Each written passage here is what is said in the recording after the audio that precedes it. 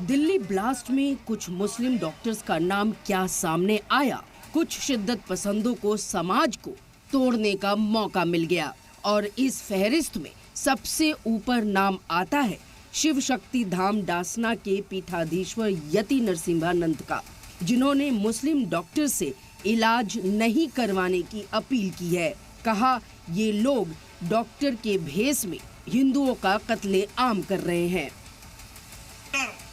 जानवर बनकर लोगों का नरसंहार, हम हिंदुओं का नरसंहार करना चाहते हैं। तो मैं जिम्मेदार पदों पर बैठे हुए लोगों से मैं अनुरोध करना चाहता हूं, इसकी जांच करें। और मैं सभी हिंदुओं से अनुरोध करना चाहता हूं, चाहे कितनी ही इमरजेंसी क्यों ना हो, कभी भी किसी मुसलमान डॉक्टर से अपना इलाज मत करवाइए। इतना ही नहीं, नरसिम्हानंद ने ये भी कहा कि ऐसे अल-फलाह, एएमयू और जामिया यूनिवर्सिटी को आर्मी बुलाकर तोप से उड़ा देना चाहिए। ये जो आतंकियों के अड्डे हैं ना, अल-फलाह यूनिवर्सिटी, अलीगढ़ मुस्लिम यूनिवर्सिटी,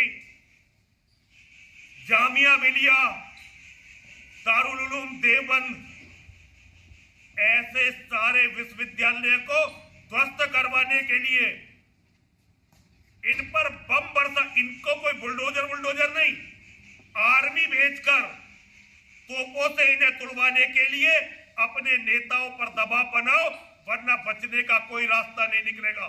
इस तरह के समाज को तोड़ने वाले बयानों का असर भी देखने को मिल रहा है। सोशल मीडिया पर एक डॉक्टर का वीडियो वायरल हो रहा है। डॉक्टर का नाम डॉक्टर जुल्फिकार है। आप बीती सुनाते हुए उन्होंने कहा कि एक शख्स ने मुस्लिम होने की वजह से उनसे इलाज नहीं करवाया।